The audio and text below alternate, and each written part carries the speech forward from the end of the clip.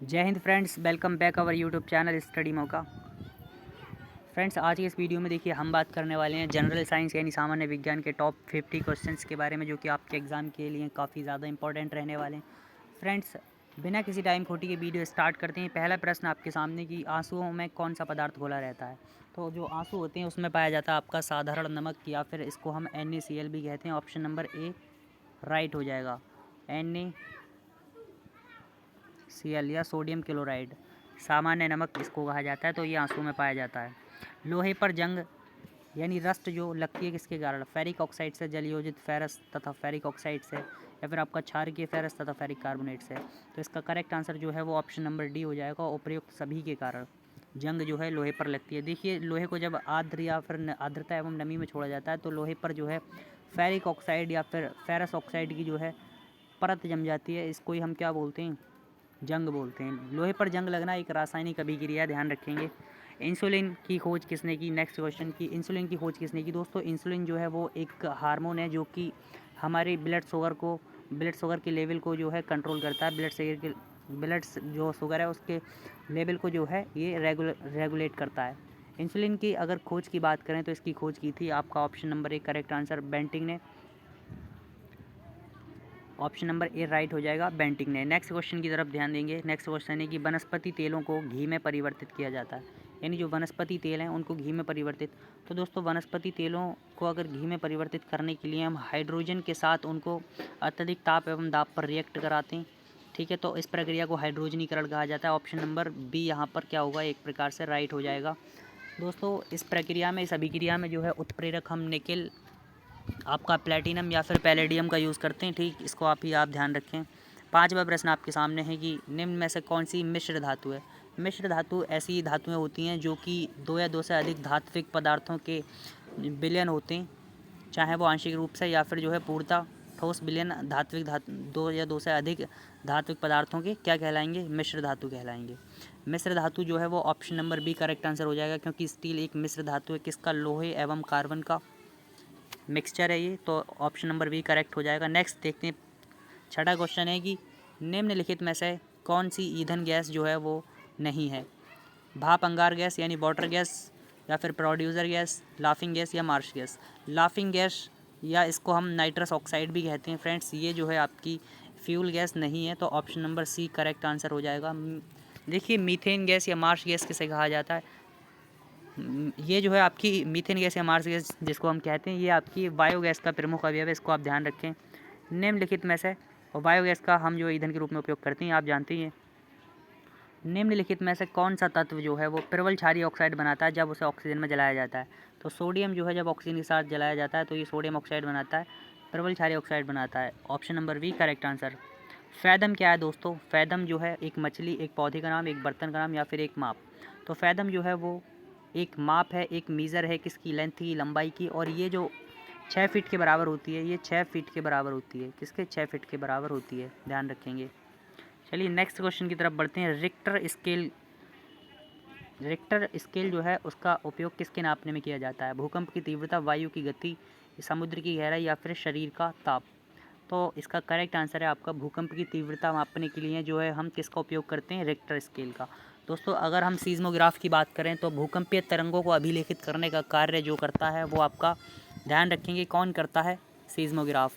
वायु की गति मापी जाती है एनीमोमीटर के द्वारा, ये भी आप ध्यान रखें। समुद्र की गहराई मापने का देखिए सबसे बढ़िया यंत्र सोनार है। और शरीर का ताप तो आप जानते हैं कि थर्मामीटर के द्वारा नापा जाता है। डायनामाइट का आविष्कारक जो है वो कौन है? आइंस्टीन, न्यूटन, अल्फ्रेड नोबेल या मैडम क्यूरी। तो इसका करेक्ट आंसर है आपका अल्फ्रेड नोबेल। अल्फ्रेड नोबेल ने डायनामाइट का आविष्कार किया। मैडम क्यूरी की एक प्रमुख खोज रेडियम, ध्यान रखें ये भी। मैडम क्यूरी को देखिए रसायन शास्त्र एवं भौतिकी में दो विषय में इनको नोबेल पुरस्कार प्राप्त हुआ, ये भी आप ध्यान रखें एक्स्ट्रा नॉलेज के तौर पर। नेक्स्ट क्वेश्चन की तरफ बढ़ते हैं कि प्लास्टर ऑफ पेरिस प्राप्त किया जाता है। Plaster of Paris friends gypsum से प्राप्त किया जाता है। ऑप्शन नंबर बी राइट हो जाएगा। नेक्स्ट क्वेश्चन की ओर बढ़ेंगे। 12वां प्रश्न कि चिकित्सा व युद्ध के उपयोग के लिए किन किरणों पर नवीनतम अनुसंधान हो रहे हैं? तो लेज़र किरणों पर जो है अनुसंधान रिसर्च चल रही है उनका युद्ध में प्रयोग करने के लिए। तो ऑप्शन नंबर बी राइट हो जाएगा। नेक्स्ट क्वेश्चन है रडार में किस प्रकार की तरंगें होती हैं? तो रडार जो होती है दोस्तों उसमें विद्युत चुंबकीय तरंगें या रेडियो तरंगें पाई जाती हैं। ऑप्शन नंबर बी राइट हो जाएगा। नेक्स्ट क्वेश्चन आपके सामने, आकाश के नीले दिखाई देने का प्रमुख कारण क्या है? तो देखिए वायुमंडल में उपस्थित धूल कणों का अगर प्रकीर्णन हो जाता है, सौर किरणों का वो प्रकीर्णन कर देते हैं, तो हमें जो आकाश है वो नीले रंग का दिखाई देता है इसी कारण। नेक्स्ट क्वेश्चन की तरफ बढ़ेंगे कि तेज़ गति से आता हुआ वाहन यदि हॉर्न बजाता है तो उसका पिच जो है उतना ही सुनाई देगा या उससे अधिक या कम, या फिर पहले कम और फिर बाद में अधिक? तो इसका करेक्ट आंसर है आपका अधिक सुनाई देगा, ऑप्शन नंबर बी। सूती और ऊनी रेशों में अंतर किया जा सकता है। सूती और ऊनी रेशों में अंतर हम जलाकर कर सकते हैं, ऑप्शन नंबर बी करेक्ट हो जाएगा। नेक्स्ट क्वेश्चन की तरफ बढ़ते हैं। बर्फ़ पर दाब बढ़ाने से उसका गलनांक जो है वो घट जाएगा, बढ़ जाएगा, अपरिवर्तित रहेगा या शून्य हो जाएगा? तो उसका गलनांक घट जाएगा, क्योंकि बर्फ़ पर हम जब दाब बढ़ाएंगे तो बर्फ़ का आयतन घटेगा, जिससे पानी की मात्रा बर्फ़ में कम हो जाएगी और इस प्रकार से गलनांक जो है कम हो जाएगा। गर्मियों में सफ़ेद कपड़े क्यों पहने जाते हैं? दोस्तों हम गर्मियों में सूती या फिर सफ़ेद कपड़े पहनते हैं क्योंकि ये ऊष्मा के बुरे अवशोषक होते हैं, यानी ऊष्मा अवशोषित नहीं करते हैं। तो ऑप्शन नंबर ए इसका राइट आंसर हो जाएगा। नेक्स्ट क्वेश्चन की तरफ बढ़ेंगे कि निम्न में से कौन सा कथन गलत है?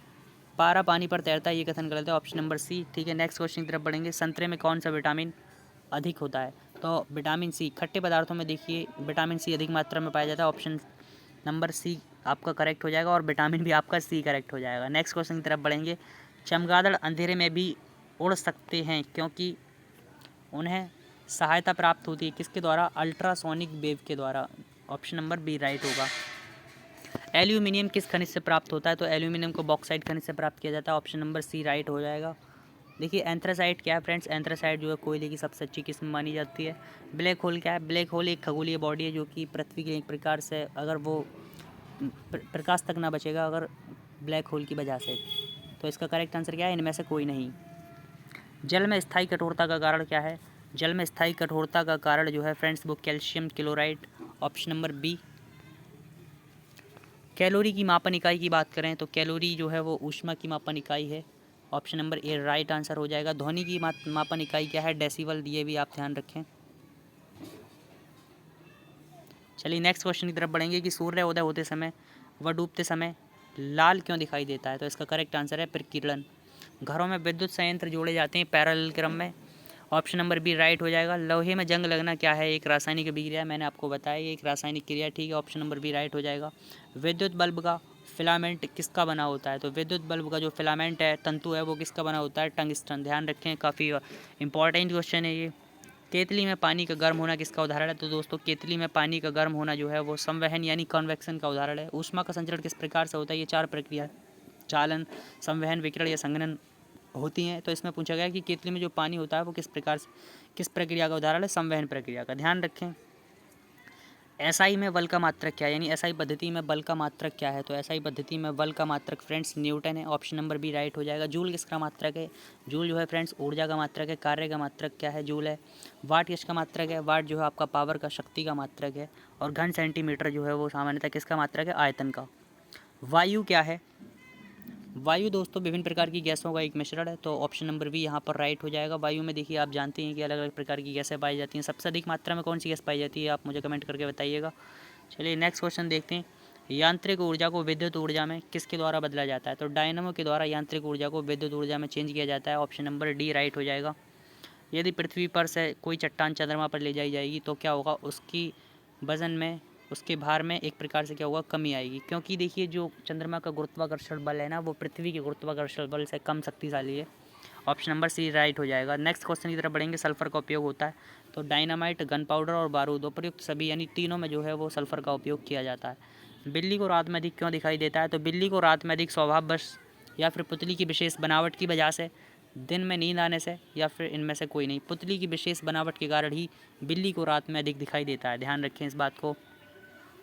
ऊष्मा की सबसे अच्छी चालक धातु कौन सी है? तो ऊष्मा की सबसे अच्छी चालक धातु की बात करें तो चांदी यानी सिल्वर। नेक्स्ट क्वेश्चन की तरफ बढ़ेंगे कि गर्मी में मकान को सफ़ेद रंग से पुतवाना क्यों पसंद करते हैं? क्योंकि ये जो होते हैं ऊष्मा के अच्छे परावर्तक होते हैं, यानी ऊष्मा को परावर्तित कर देते हैं। केतली में लकड़ी का हैंडल क्यों लगाते हैं? क्योंकि केतली जो वो लकड़ी जो है ताप का कुचालक है, जिस कारण हैंडल गर्म ना हो, इस वजह से केतली में लकड़ी का हैंडल लगाया जाता है। 40वां क्वेश्चन है कि एक ही ताप एवं दाब पर समान आयतन वाली गैसों में अणुओं की संख्या भी क्या होती है? समान होती है। ये आपका एवोगैड्रो की परिकल्पना का नियम ऑप्शन नंबर डी राइट होगा। बायोगैस का मुख्य अवयव क्या है? बायोगैस का मुख्य अवयव फ्रेंड्स मीथेन है। इसका ऑप्शन नंबर सी राइट हो जाएगा। जब हम वायुमंडल में ऊपर की ओर जाते हैं तो ताप एवं दाब दोनों ही घटते हैं। ऑप्शन नंबर डी करेक्ट होगा। चलिए अगले क्वेश्चन की तरफ बढ़ते हैं कि नेत्र के लेंस में जो फोकस दूरी है वो किस के द्वारा सही रखी जाती है? तो इसके आपका सही आंसर है सिलेरी मांसपेशियों के द्वारा।